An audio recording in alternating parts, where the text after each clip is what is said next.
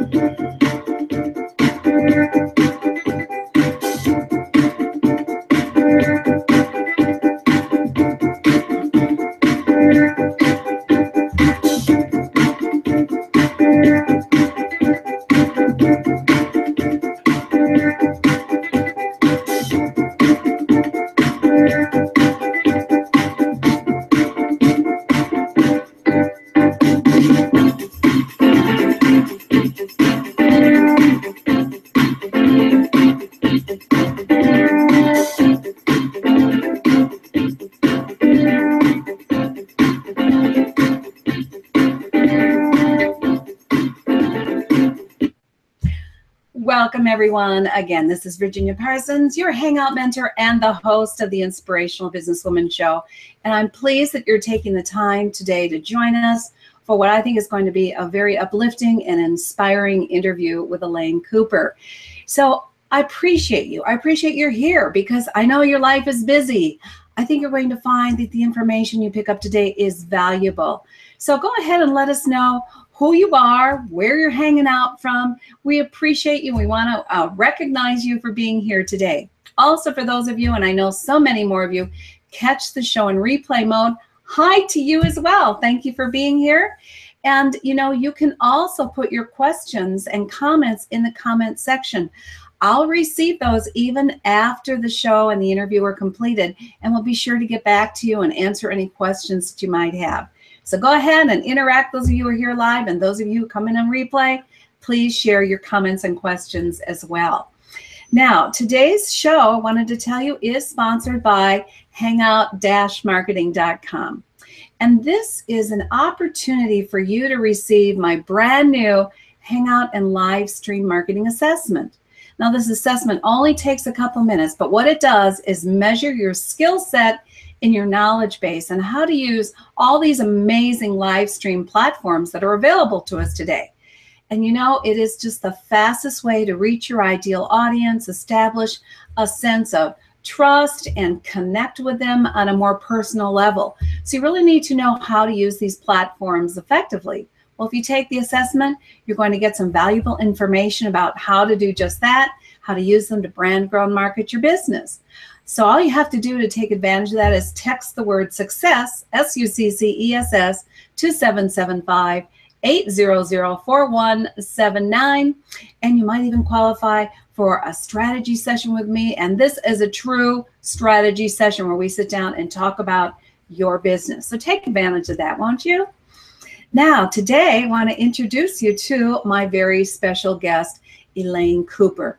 She is the founder of Your Better Living Coach, and she has got a story for you that I can't wait for her to share.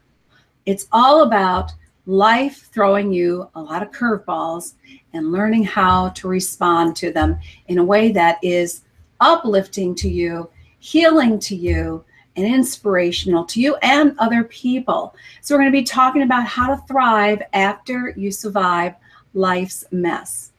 Wow. Wait till you hear about some of the life's messes. And you know, we all have them, don't we? So it's about how you respond to them. She's going to share her story and all the things she's learned and then gone on to get extensive training in order to be one of those who revives and thrives. And so we're going to start with talking about your body, that it's always speaking to you. But are you listening? And I know this is something I've dealt with over and over again in my own life. It's like sometimes you have to have a brick thrown across your head to say, pay attention, because you haven't been paying attention to the subtle signals that your body's been providing. So we're going to talk about that and how we pay better attention. We're also going to be discussing 3 simple switches to revive and thrive amidst challenge and chaos, which we all experience in life.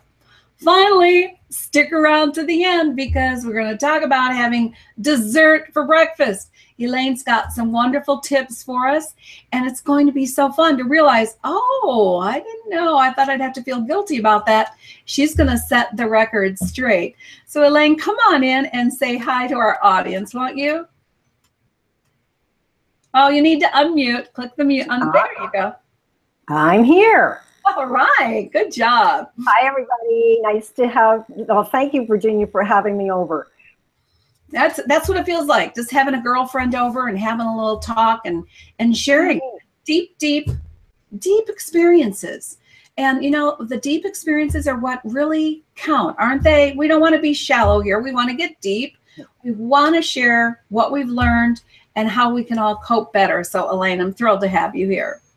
Thank you. Thank you. And I'll bet you it's a whole lot warmer where you are than it is where I am today. Well, why don't you tell them where you're hanging out from? I'm your Great Canadian Weather Weenie here in Ottawa, Canada, or near Ottawa, Canada. And it is about -1,000 today. -1,000? I assume that's Celsius. You know what? Celsius or Fahrenheit, doesn't matter. When it gets that cold, it's just -1,000 as far as I'm concerned. Okay, that's how you Canadians put it. I think that's great. No, that's how I put it. Okay. Elaine, let's start. Let's go back. I think it's important for people to have the foundation of why you are doing what you're doing today. What came along, slapped you in the face, spun you around and upside down and inside out to put you on the trajectory you're on today? Let's start there. Yeah, I love that visual. It landed me right smack on my butt is what it did. As a young mom, I was widowed at 29. And it was something that, you know, I had feared. I had feared being alone and losing my spouse my whole life. More as a sensitive than I'm no kind of scientific, and I'm still not today. But I was the kind of gal, well, okay, well, when this got to be at a certain stage, then I could go on and I could do this.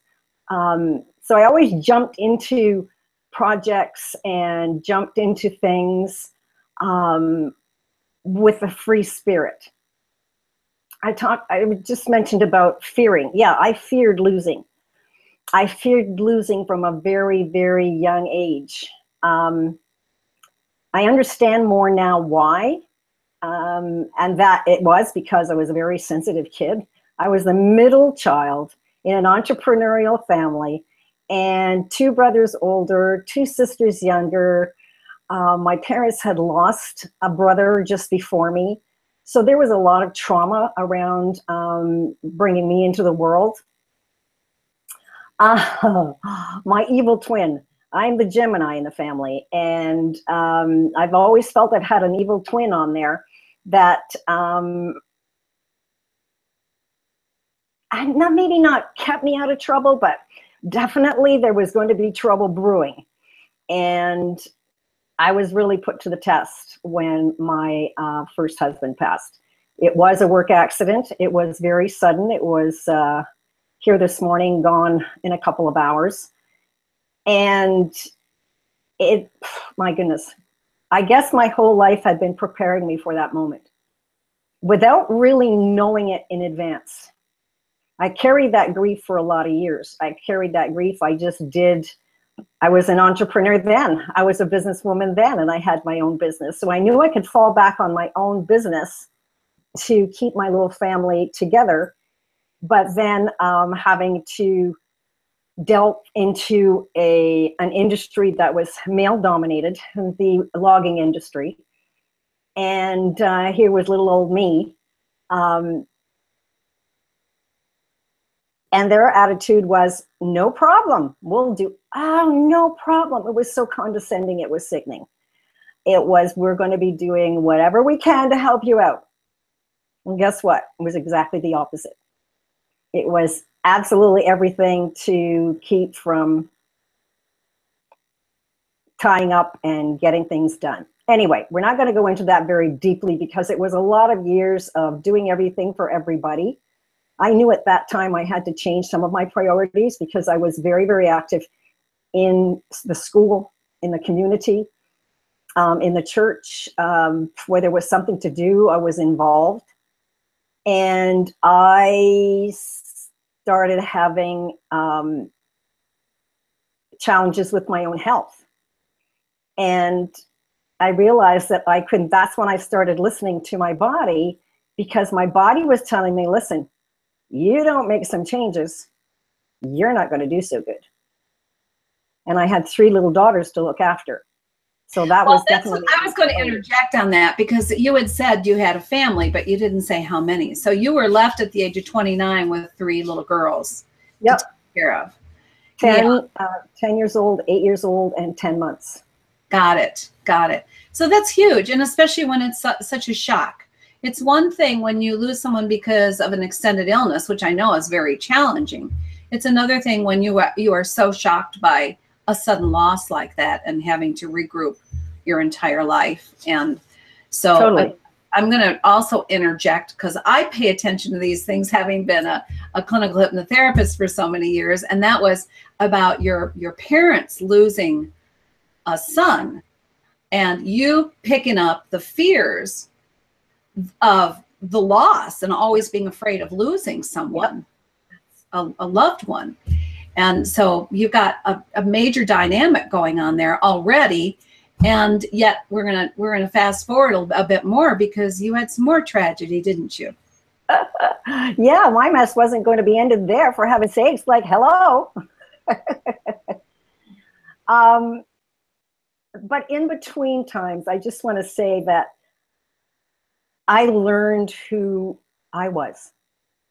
I finally learned who I was as a woman, as not as a mom, not as a wife, spouse, lover, friend, best friend, but as Elaine.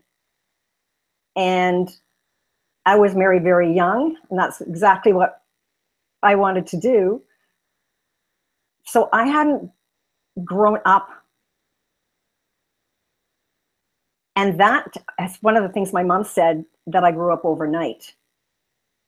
For me, that was black and white. It wasn't a choice. It was black and white. It was, I will do what I need to do for as long as I need to bring up my family. And I did have the luxury of parents that lived not too far away. But we lived on, we're self-sufficient on 200 acres in the country. So right there, that whole dynamic had to change. I had to come into town because if I was going to continue to work in my business, then I needed to be able to have childcare. And we're talking 30 plus years ago. So at that point in time, there weren't daycares. That wasn't the norm. And it wasn't the norm to be a single parent. So my eldest daughters, there's only one daughter today that has memories of their birth father. But we were lucky enough that later on down the road, my second husband adopted them, which was a wonderful, beautiful ceremony. We were married. All our family, his son and my 3 daughters were our attendants, and it was on Halloween night. So there's an adventure for you. And yes, we did bamboozle everybody in the congregation because we came out to the music of the Phantom of the Opera. Dun, dun, dun. And my husband was wearing the Phantom mask, and he was wearing the cape, and I was wearing the gown and the mask, and oh my goodness, we just had so much fun with that. So there was a lot of fun and a lot of learning and a lot of growing up in between. But 20 years after losing my first husband, minus 7 days, I lost my second one. So the end of February is quite a significant time of the year for myself, but for my family. It's also the time of the year when I had my first daughter, 1st of February. So there are highs and there are lows, and carrying the grief from the first time around, I was still carrying that grief, but now my daughters were adults. And that baby that I had at 10 months, she was now 30. And oh my goodness. Yeah. What a difference. What a difference. Oh, and well, there was deja vu all around. Yeah, because you had the support system that you didn't have when you lost your first husband, and that makes a lot of sense. Right. There was nobody. I was an oddity as a single mom, widowed mom. That was something that, happened when you were over 60 and so forth and so forth. So today, I really feel like that I'm more blessed than bruised. I'm kind of pausing with that because it's always very, very, very deep to go back into that. And I couldn't do that for a lot of years. I could not. I always wanted to reach out to help the community in some capacity, but I couldn't go and talk about those traumatic times in my life because, hey, I was always a positive one. It's not what happens to you in your life, it's what you do about it that counts. But at the time that we lost my second husband and their adopted dad, we lost 5 people within 18 months. And just as I felt I was getting back up on my feet, or I could take a breath from what was happening and what I needed to take care of for others, then the carpet was pulled out once more. That happened 5 times. And very closely, my husband, my second husband, my dad, a best friend, an aunt, and then my youngest sister in a tragic accident. So there was a lot of things messed up in between there. My grounding, to be really honest with you, was spending time with my littlest, with my granddaughters, my 2 eldest granddaughters. Yeah, well, I can only imagine that was a resource of joy where it was very hard to find joy in life at that time. And I can attest it was the joy that grandchildren provide. Oh my goodness, that little granddaughter. When I lost my second husband, I was working 80 hours a week because we had a retail store. So not only at that time in my life, I had all of the responsibilities of the business. And the one day that I took away, I did business stuff, but I spent one overnight a week with a granddaughter, with my eldest granddaughter. And she's just getting old enough now to hear the stories, but that's not something that I've shared with her yet. She was my grounding. So, we could laugh, we could smile, we could have fun, we could play, we could be down on the floor, I could be on my hands and knees. And nobody was judging me. I didn't have to do this and I didn't have to do that. Yep. So when you were playing with your granddaughter, did you feel a difference in your body? Because the first main topic we want to talk about is the idea of your body speaking. Are you listening? And I'm really curious about what you experienced when you weren't around her that brought that spontaneous childlike joy to you versus when you were with her, how your body spoke to you differently. It was fun. I was relaxed. I was able to sleep. There was a lot on my plate. Not only had I lost my best friend, my partner, my love, we had the retail store to manage. There were financial struggles at that time as well. So just the release, just having that off my shoulders for that length of time. Oh my, yes. Sleep, which was essential. And I was diagnosed with fibromyalgia 20 years ago. So we're talking in between the two. And, you know, when you're in a mess, the fibro beast wants to come right in there and join in the fun.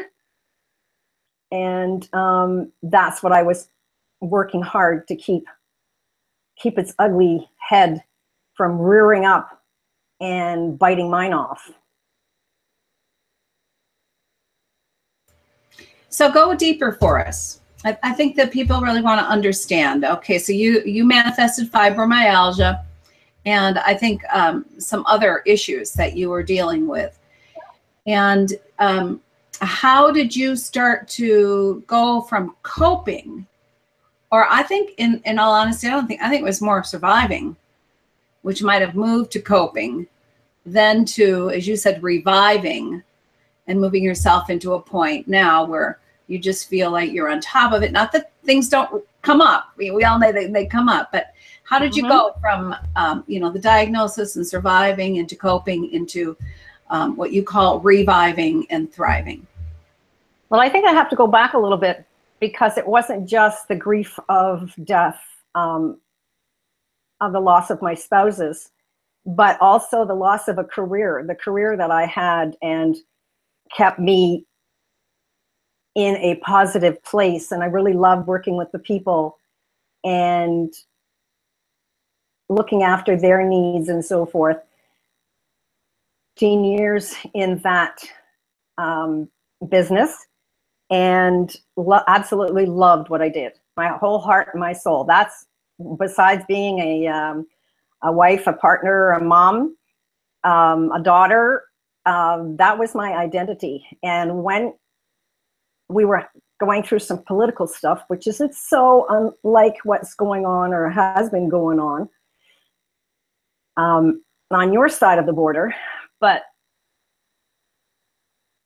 I was very distressed about not having a plan B. I could see that my business was not thriving.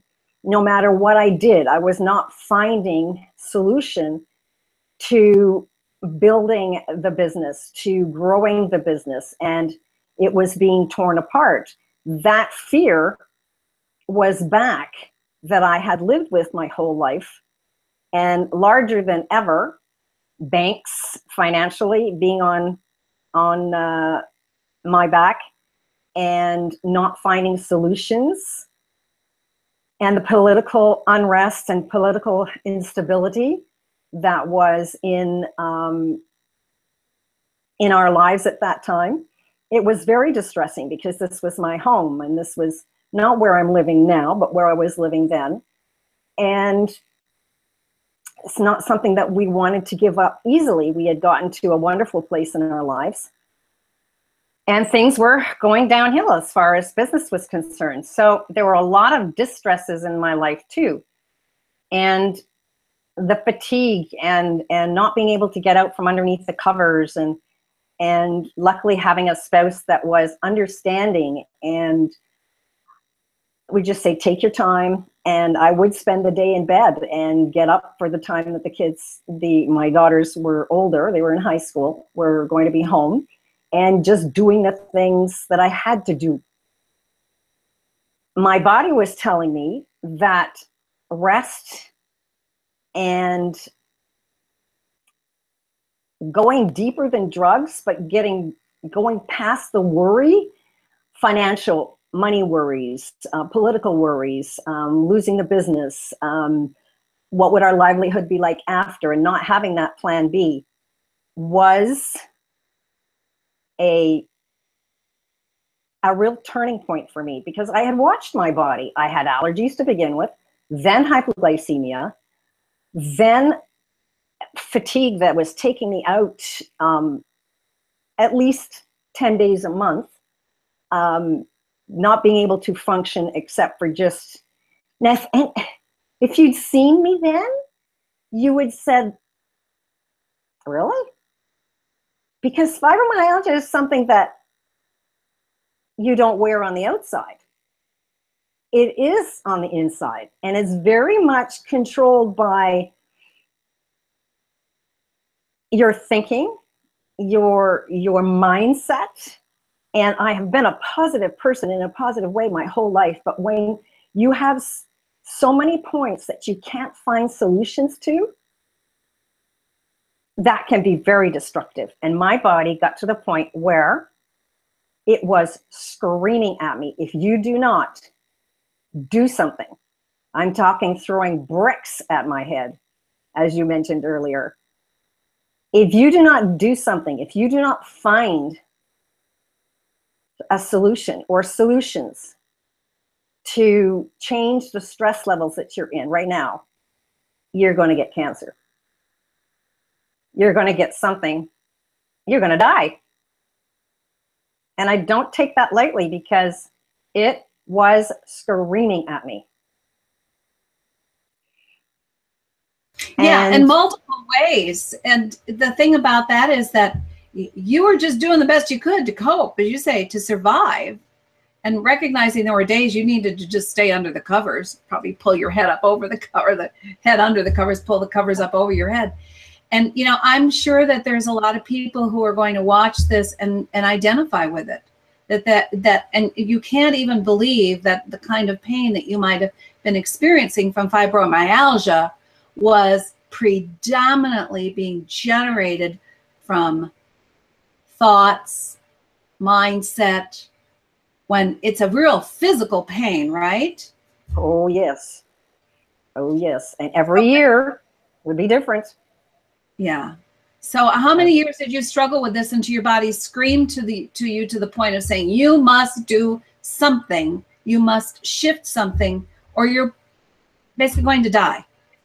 Put it bluntly. Die. 5 years. 5 years. Whoa, that's a long time to ignore your body's signals. And I'm not ignoring them. I'm trying to find the answers. Yeah. I'm trying to find the answers. I've always looked outside the box. I've always dug around outside the box, go deeper than medicines, go deeper than drugs. So I was doing several different alternative therapies. The biggest, and every year, before I go on, every year I would, instead of making a New Year's resolution, I would make a promise to myself. I will do one thing to improve my health this year. So I was always active. I was always interactive, searching for solutions, searching for help. But the biggest breakthroughs that I had, yes, maturing. Yeah, getting to be that age, you know. Yeah, maturing helped. Looking at things with a very different mindset, that not looking at it as, you know, what did I do to deserve this? Because that's how I was brought up. It must have been something that I had done wrong to deserve that kind of stuff. Oh yeah, that's a very common response. It's a very common way to think about it, Yeah. because it's when Yeah. you have that much compounded on, your life, it's hard to think any other way. But Right. all right, so And let's my determination to keep moving forward. yeah. Keep moving forward. Even if it was a toenail length, keep moving forward. And my biggest breakthroughs have been in the last 5 years. Well, that's where I want you to go, because we're well into the show, and I want to make sure that people really get where this all took you, how you became empowered by it, actually, the shifts that took place. So let's get into the 3 simple shifts that you want to share with everyone, so that they can learn how to use them and revive and thrive themselves. The very first one, I think, was the most important one. And that was my own personal intention that nothing, nobody, no how would ever take away from me my soul, would ever do that again. Because at one point in my life, I really felt that I had no idea who I was. I knew where I had come from, solid, strong family upbringing, entrepreneurial, that there's nothing wrong with working hard. But when I had been told that you can do everything right and still fail, that was a real turning point for me, that I had put so much stock in the end result that instead of really enjoying the process going down the path, that I needed to change my perspective. I needed to change my own mindset about what I wanted to do and where I was going. Now, here I am at 50, and I'm single again. The kids are gone from the house. I have grandkidlets now, and oh my goodness. You've heard the adage, starving in an orchard? I had no idea what the rest of my life was going to be and what it was going to bring. And it was when I was visiting in the sunny state of Florida, and met a gal down there that we became fast friends. And she was taking a training with the Institute of Integrative Nutrition out of New York. And when she described to me what she was doing, for the first time in a lot of years, I felt I had purpose. I had purpose again. Because what I was looking for was to combine what my life's experiences as a businesswoman, as a lifetime entrepreneur, as being self-sufficient, as being in an agricultural community. How could I take those things that I learned in my life and combine them? And what she was describing to me was like the Cinderella syndrome. It was the shoe that fit. Because food, family gatherings had always been at the core of everything we had ever done. Always, always, always. So I wanted, there's so much today about you should do this or you shouldn't do that, or you wait 6 months and it's going to change again. And that people have gotten really distressed about what they should or shouldn't do to be healthy. So my support, how I work, is I work with you to determine what your definition of healthy is. So if that means, and there are things I discovered, foods that were not nourishing my body, were actually quite toxic to what my body needed. So I have had to change my own diet, things that I eat. I've had to, look, we're talking about mindset to begin with. It's changing mindsets that I can't be everything to everybody all the time. And it really pains me to see women doing that. Things haven't changed. Things haven't changed. But what I have learned over 20 years, I now can bring down and condense and say, look, these are some of the things you might want to try.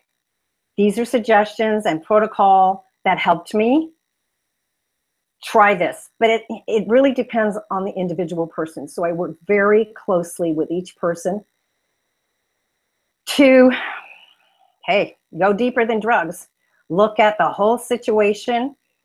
And I actually have a couple of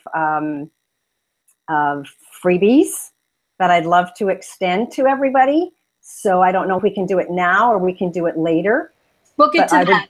We'll get to that in a minute. We do that toward the end when we're closing. But I think that what I want you to give them at least is the 3 strategies that you found helped you the most. So it was saying, I'm not going to sacrifice my soul, my essence, my being, which has also to do with what you were saying about what's so typical of all women. I've noticed it over the years as well, not only in my own life, but in a lot of other women's lives, is that we tend to give. We tend to nourish. That is, I think, part of our DNA patterning.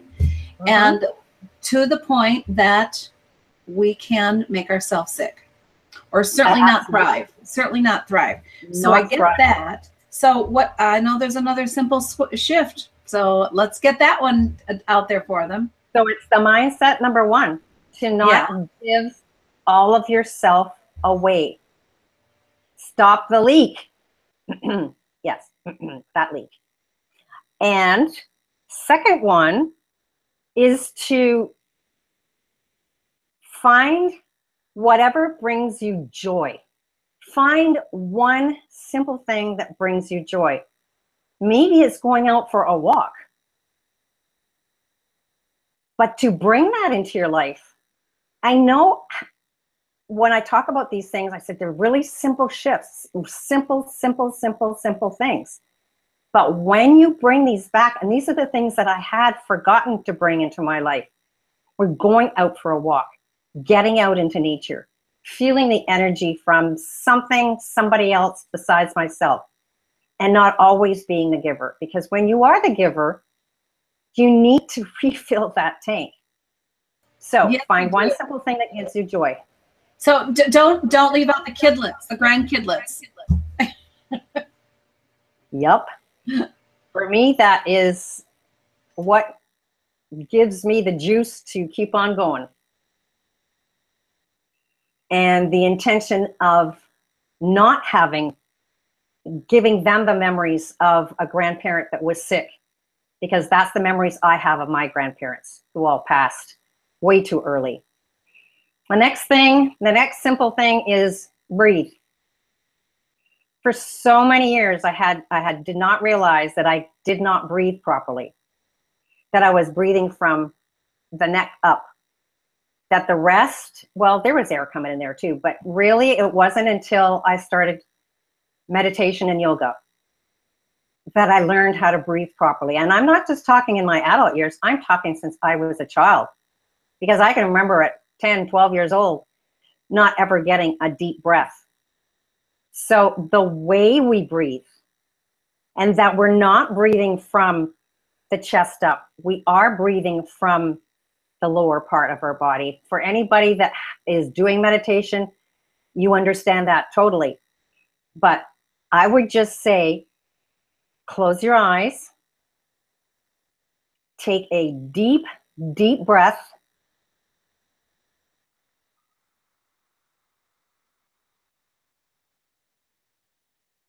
and release. Now tell me where that breath came from. Well, I think it's so important to realize that, because we don't pay attention when we're just sitting, which is part of the problem in not breathing to the extent that we should be, is that we are a much less mobile society than we used to be. So not required to take those deep breaths. And yet I know anytime I do some of my exercises that require me to go deep, to dig deep, to work my muscles harder, then of course I've got to get that deeper breath, and it has to come from your belly. It has to come from your belly. You're actually, as women, we're actually compressing our ribs, our whole ribs and hips. If we do not get up and move and breathe, just simply breathe, because I can actually remember a time where the only thing I could be assured of was my breath. Well, it's the constant, and we can go, many weeks without food. We can go several days without water, but we can't go more than a few minutes without our breath. So exactly. So pay more attention to it. Pay attention to your breath. Before you do something, take a few deep breaths. Before you go to sleep at night, take a few deep breaths. It's amazing how just paying attention to your breath is so significant. And did you have a third tip, or was that about the soul? Well, that's going to be about thinking how you're feeding yourself. And I'm not just talking about what you eat. You are way more than what we eat. We are also our lifestyle. So going deep, feeling blessed instead of bruised, being thankful for growing up with two great guys who are so completely different. It was insane how different. And the nicest thing that one of the nicest things my second husband ever said to me that made me just, fall even deeper was he wished he would have known my first husband. And when someone is kind enough to acknowledge something, so being conscious of how other people are feeling, being conscious of, like, okay, that person might be really crabby today, but we don't know what he or she is dealing with and how that is affecting them. So reactions, how we react to others, even when they're shooting darts at us. And somebody's going to be out there ready to shoot darts. Yeah. That doesn't mean you need to take them. Nope. You can deflect them for sure. Okay, well, we're getting to the end of the broadcast, so we promised them some tips for dessert for breakfast. Yes. And then Elaine does have a special gift for you, which I know you're going to want to take advantage of. So let's get this topic down so that people can find out, how can I have dessert for breakfast and still stay balanced and thrive? It's a different idea, isn't it? It's something different that, man, if I was to present dessert for breakfast, how would your family love that? They'd be all excited and yay, because they're thinking that it's a sweet treat, or it's something that's like, oh my goodness. But it doesn't necessarily have to be a sweet treat. I have wonderful recipes, and because I work so closely with people that are having to change their eating habits, I have developed some recipes where you can have dessert for breakfast, for lunch, for an afternoon snack if you want to.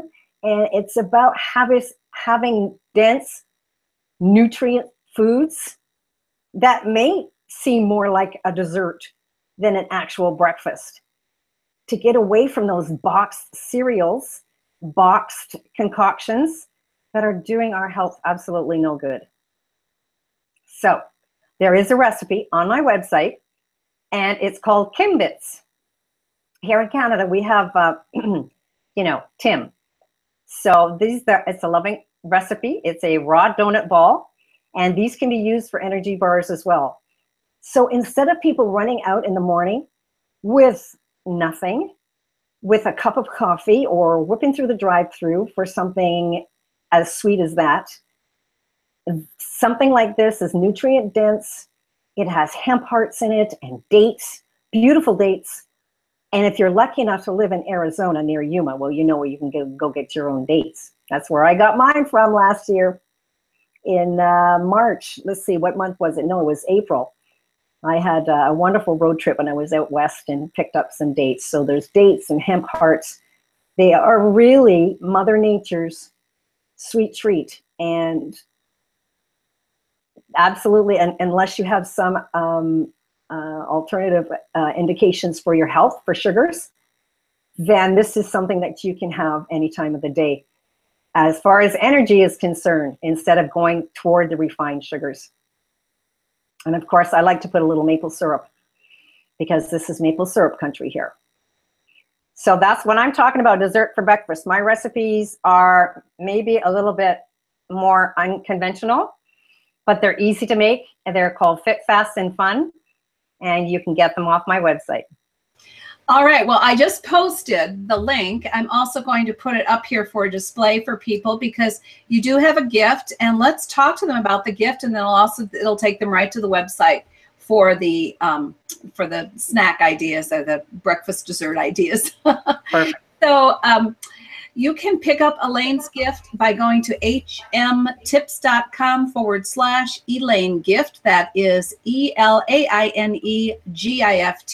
hmtips.com/Elaine's gift.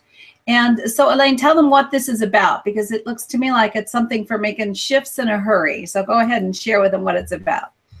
So when you go to my website, you will be invited to pick up the number one thing you can do for your health in the morning to really notice results by afternoon. Now, those results are going to be, you're going to have the energy that you don't normally have. And well, I'm not going to give you any more hints. You just have to go to my website to pick it up. And when you do pick it up, you will get the free report right there. Now, I would like to say that I do have a program. This is the last day of enrollment. Tomorrow is the last day of enrollment. So if anybody is interested, you can see me on Facebook, and you can go to my website. I have a 10-week program that has just started this week.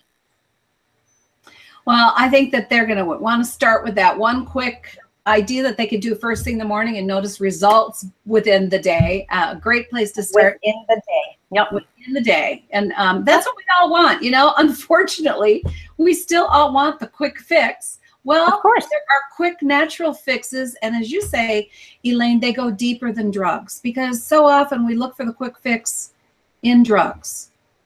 And you're here to say drugs aren't the answer. They might be a support system initially, but they're not the answer. That the lifestyle changes, the mindset changes, freeing yourself from all the shoulds that you can just suck the energy out of you because you're doing what everyone else thinks you need to do rather than doing what you do need to do for yourself, paying attention to your body, that these are all of course, nutrition, of course, the walking, of course, the breathing, lots of water.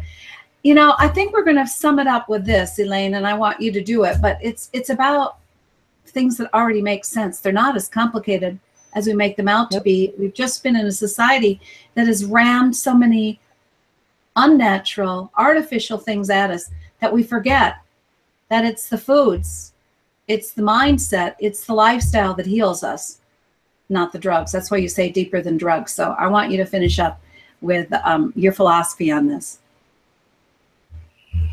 You have to go deeper than drugs. I'm somebody that will get up on a soapbox, because there is a place and a time for combined. One of the most important aspects of what I do today is the support. I wish I'd had me 20 years ago. I wished I'd had me as a support 20 years ago. It wasn't anywhere around. It wasn't anywhere to be found. I fired my psychiatrist because he asked me, well, what do you want from me? And I'm thinking, okay, aren't I here to find out what you can give me? Anyway, I had never been in those situations in my life before, so I needed to find someone that had been in those situations, that weren't reading me like a textbook, that really cared about who I was, where I was coming from, my sensitivities, and what I needed to thrive. So with that out there, I'm here for the support. I've been through this, and it doesn't have to take 20 years to figure it out. That's wonderful. And yes, Elaine is a certified, what is it? Integrative Nutrition Health Coach. So that's why I put that Institute for Integrative Nutrition that she discovered by going down to Florida. That's how sometimes life puts you on a trajectory. You never know how you're going to get there, but you have to embrace it, go with it. And she found her passion. It was though she found the key that she had been missing in her own life. So Elaine, I want to thank you so very much for being here and sharing what I know is a deeply personal story, and not easy to do that. So I want to thank you for doing it and sharing it with our viewers to just help them realize we all do get chaos thrown at us. We all do get things that feel like they turn our lives upside down. There is a path out. You are there for people, for support. So those of you who are viewing, any questions that you have, feel free to leave them. We're going to, Elaine will respond to them for you, as will I. And I hope that you all thrive in your own life and just pause from time to time when your body's telling you you're off trajectory. Check your breathing, check your attitude, go for a walk, find some children that bring you joy. But in other words, take a moment to refocus and thrive in your own life, being all that you can be. That's what this is all about, isn't it, Elaine? It sure is. And thank you so much. It's brought us together here today in my green room. And I just want to say to everybody, thank you, thank you. None of this was scripted, it's for sure. It's my life story. And I just, to everybody out there, for heaven's sakes, be creative. Okay, we were just pausing. There was a little interruption in the audio. Thank you again, everyone. Have a great week. We'll see you next week on the Inspirational Businesswoman Show. Take care now. Bye-bye.